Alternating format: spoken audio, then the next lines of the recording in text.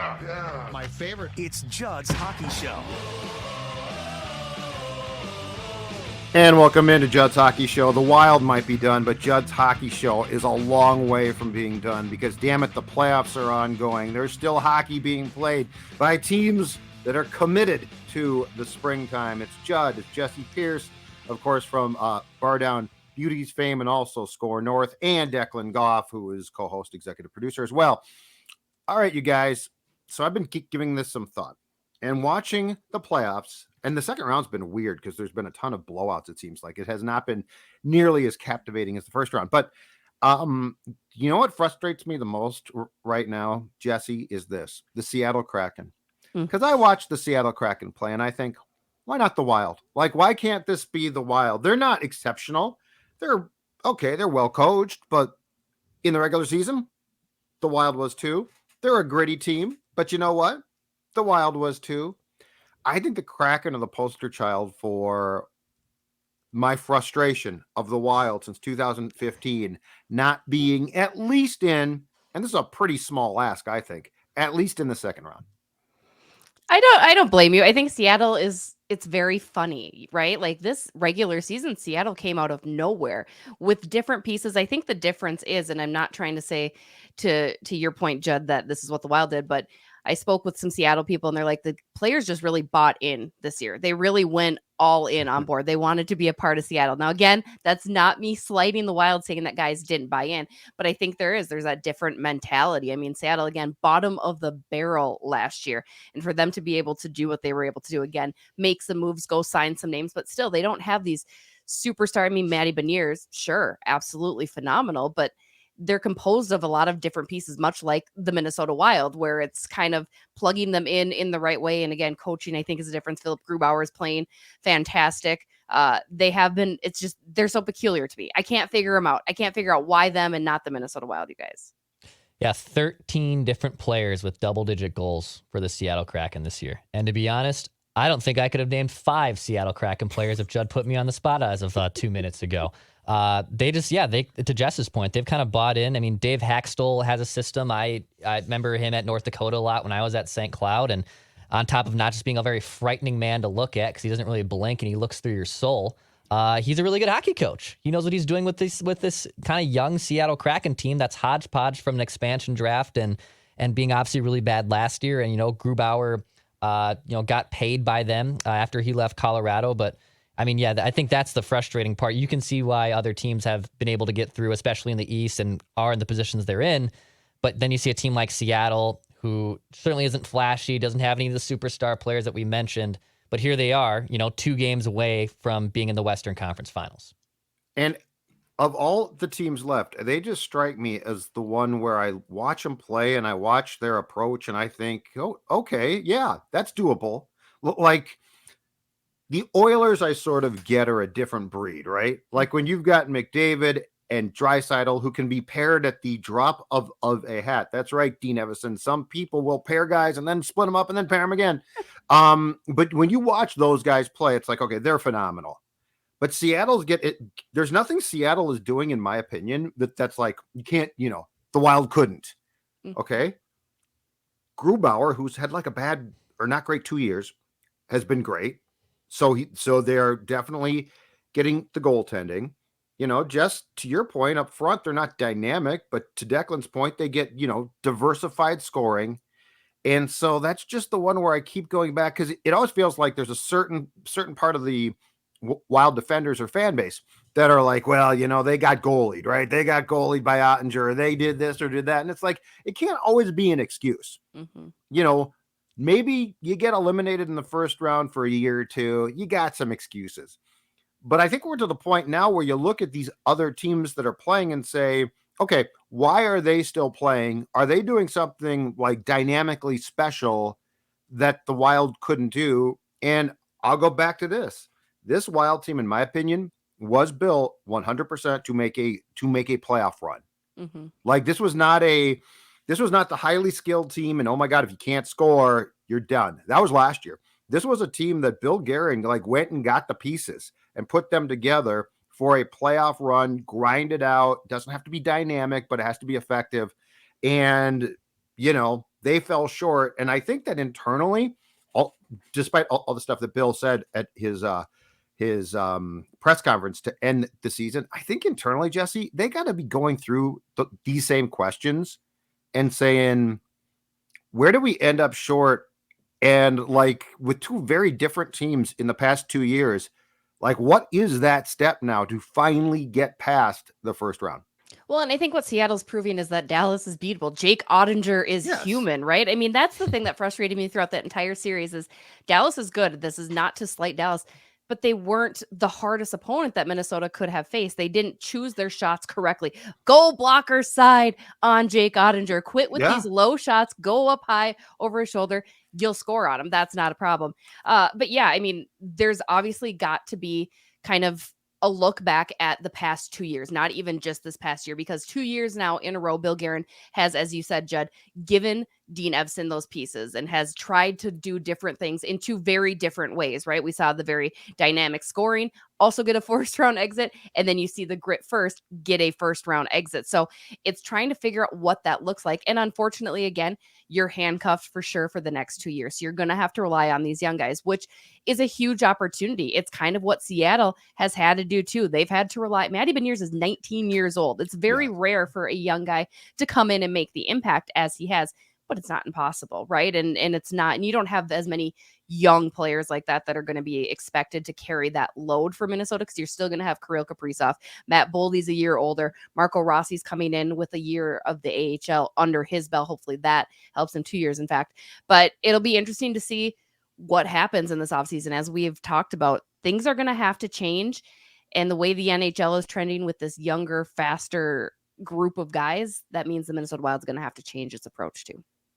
And it's the second time, right, that an expansion team has kind of surprised us. I know Vegas did it in the first year, which was even more surprising, but it was just this hodgepodge group and no one expected them to be anything.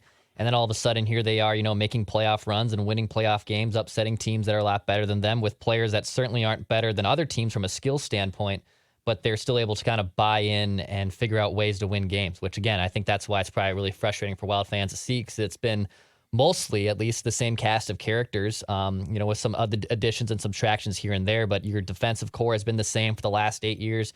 You have a better top-end talent in Kirill Kaprizov and Matt Boldy. You've had consistent goaltending the last few, so there's always been these things that should work out for the Wild, and yet here they are always, golfing basically by early May.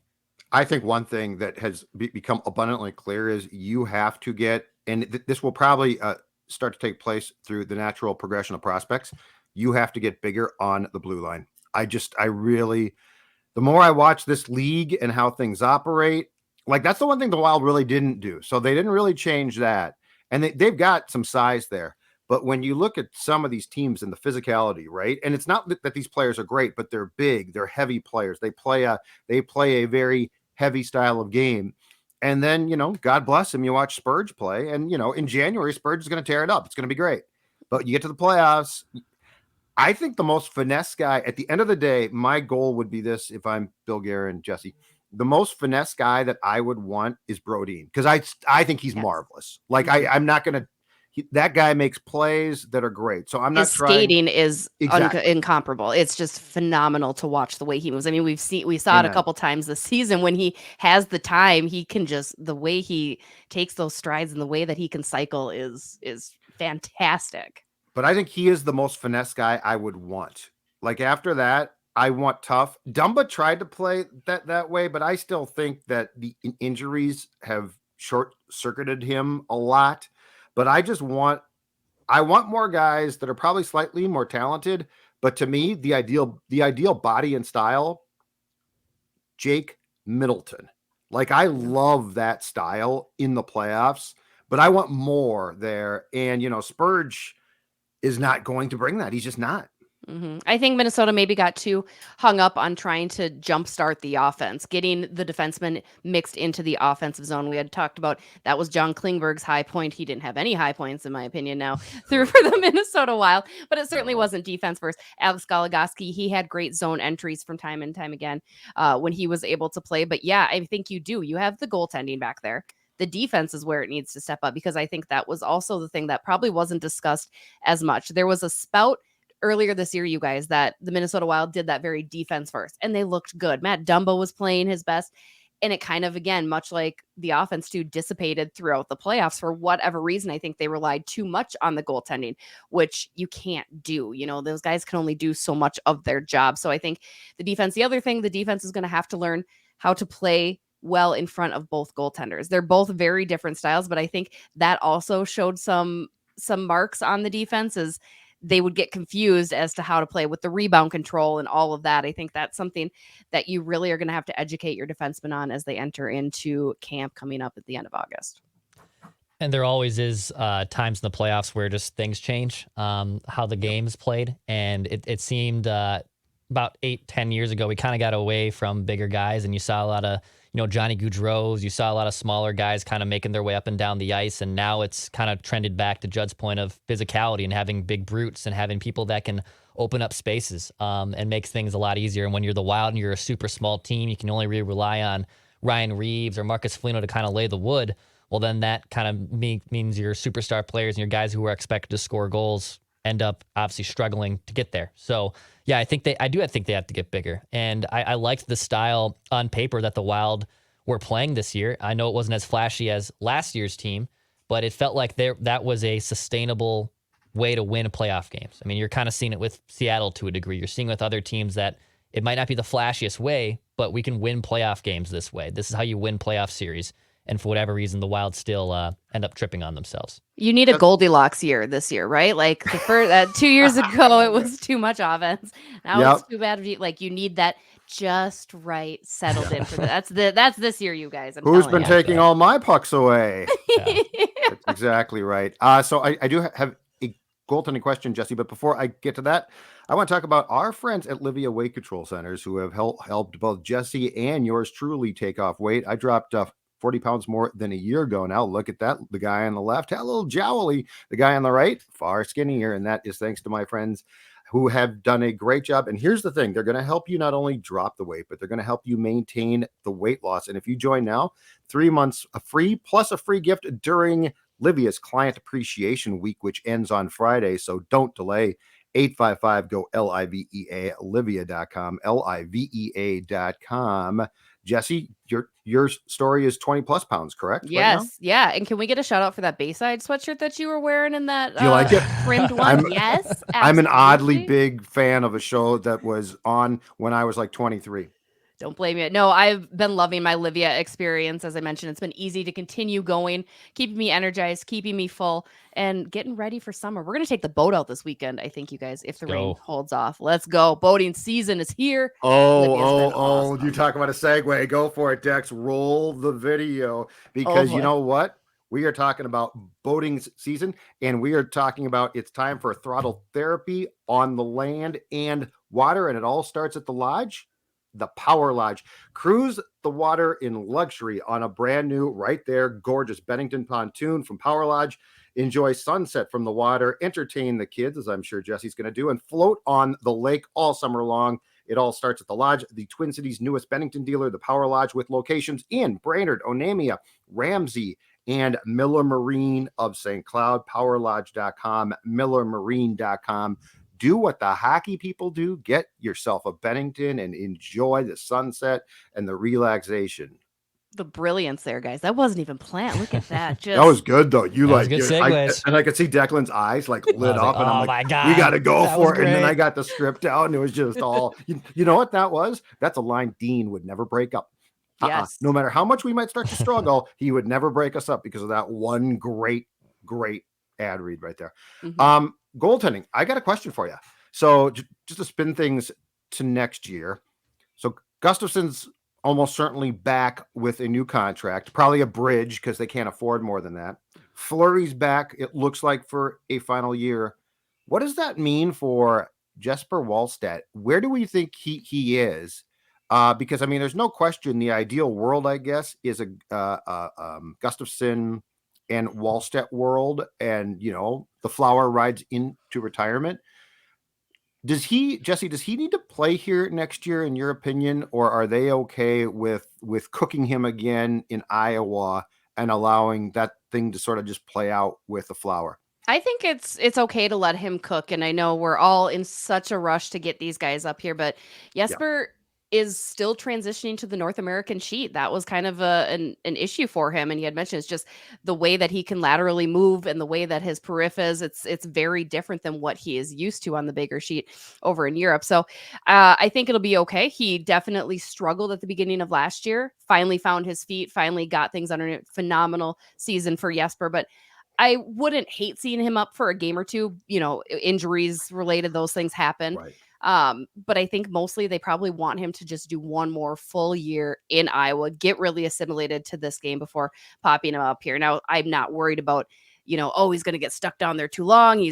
No, he'll be fine, you guys. It's a very different position. He will be fine. He will be here. It's going to be great. I will be excited about the goaltending once again, Judd. Yeah, they're kind of building towards, hey, Marc-Andre Fleury is going to ride off to the sunset. Obviously, after this season, Filip Gustavsson was more than capable of being a number one guy, and they'll obviously bring him back, which they should, but they won't probably overpay for him, and they shouldn't. Goaltending's weird. Jesper can hold it down. You can always find another guy like a Cam Talbot, hell, like a Filip Gustavsson, like they found in a trade for the exact same player I was just talking about. So you can find backup goalies. You can find guys that kind of hold the ship until Jesper is here, I should say. He might get his cup of coffee this season. I wouldn't be surprised if maybe he gets recalled, whether that's due to injury or just to see what they have in the kid. But I would assume this time next year, we're probably talking about Wallstedt being the Wild starting goalie, or at least breaking camp with the team. What's the expectation, too, not to be a downer completely here, on potential Gus Bus regression? I mean, it's a realistic thing, right? I think this year was such a fantastic year. He was given the opportunity. However, I think the promising thing about Gus is that he was fairly consistent, really. I mean, a lot of the goals, he's such a technically sound goalie. I always go back to that because he really is. Like, his moves are so technical, and he was given this opportunity and he played great. I mean, he approaches, I think the best thing for him and the biggest thing, and he addressed this, as did Bill Guerin, will be conditioning, because he's going to be playing probably a similar amount, if not more, next year. He needs to get in shape. He came into camp very out of shape, and you saw was that. He I mean, like it was fat tiring. or beard up, or what? It was, the I mean, I problem? wouldn't say fat, but he wasn't in shape. He wasn't in a starting goaltender's body shape. And I think that was something Marc-Andre Fleury, I should be one to talk, but Livia's getting us there. Livia that's is exactly getting us right. there. Yep. Yep. But We'll be back no, now. I just think that's it. Because it's hard. It's hard to move around, play that many games when you're not used to it. You have to be athletically fit. And so I think that's something he's taking very seriously and will be much better for it. So yes, maybe a slight regression, but I think I'm excited because he was so consistent throughout the season. Dex, because you are Mr. Goaltender Aggression. Yeah, well, Jesse brings up a good point that his style is consistent, and I think that'll help him a lot. Marc-Andre Fleury is all over the dang place, and that's why his numbers have always fluctuated from being a Vezina guy to being kind of unplayable.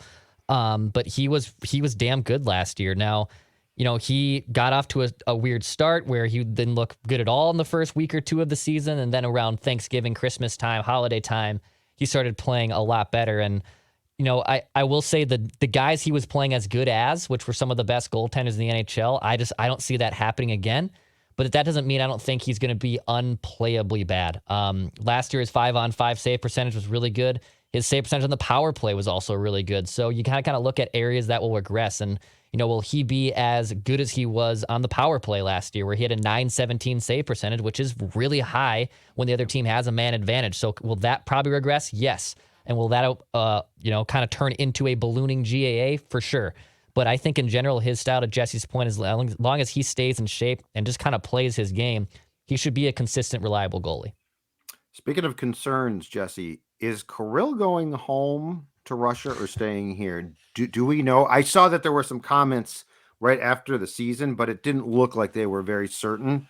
Yeah. I don't think that Bill Guerin and the team probably wants to go through that. He's stuck there now. Can we get him back again? So what's the latest on that? I mean, we directly had asked and they weren't sure. It's one of those tough situations. It's hard to tell a guy who's separated from his family, separated from his friends, who loves his home country, regardless of what we may think. It's hard to say, no, you can't go home. You can't do this. However, I think Kirill knows his place as far as this is a job, this is a business, this is what I have to do. So it wouldn't surprise me. There are plenty of guys that are actually sticking around the summer. Matt Boldy's sticking around the summer. Kalen Addison, Marco Rossi, all those guys are staying just to get that extra help that the Minnesota Wild can provide as they get ready for next season. Now, Kirill obviously doesn't need that training help at all, but I imagine, for his safety, for convenience for the Minnesota Wild, it's probably been very heavily discussed whether he can say, I know his girlfriend was over here for a bit of a time, so maybe that helps ease the transition. Maybe she can Okay, stay. so she's here now?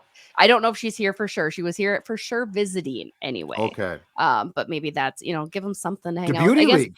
The Beauty League. He yes. can go to Braemar and tear it up. What, on Wednesday nights? Mondays and Wednesdays. Monday and Wednesday.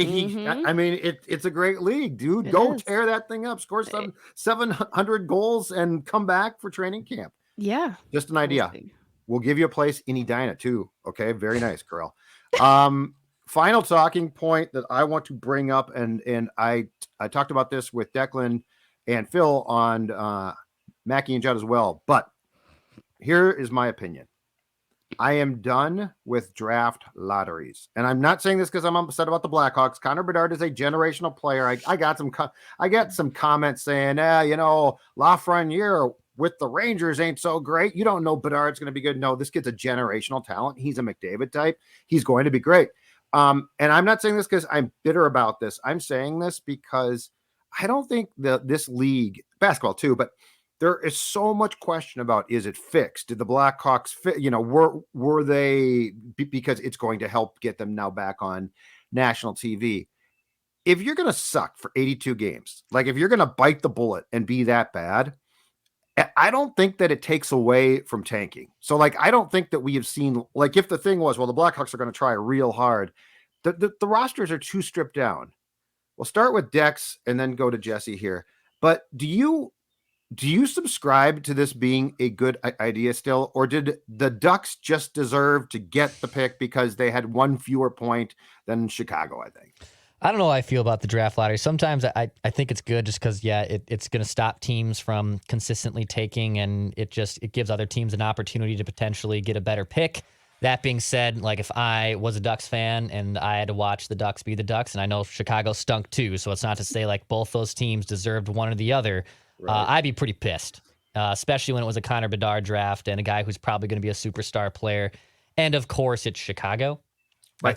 I think it's just more of the markets that are kind of sometimes weasel their way into getting these top lottery picks is why people think it is indeed rigged. I mean, I am personally, I know I'm the only one on this show who loves this. I'm a big professional wrestling fan. I love scripted things. I watch something that is scripted. I watch it knowing that it's scripted, and I'm still shocked at the result. And I think sometimes with these lottery things, it's a similar thing where, we're trying to buy in that it's not scripted when it's all right, how the hell is this happening? And also, should just the worst team be allowed to get the top pick, which I do kind of subscribe to. I'm torn. I'm on the fence. I'm not I'm not on the Judd side where it just get rid of it and go back to just, worst point percentage and go from there.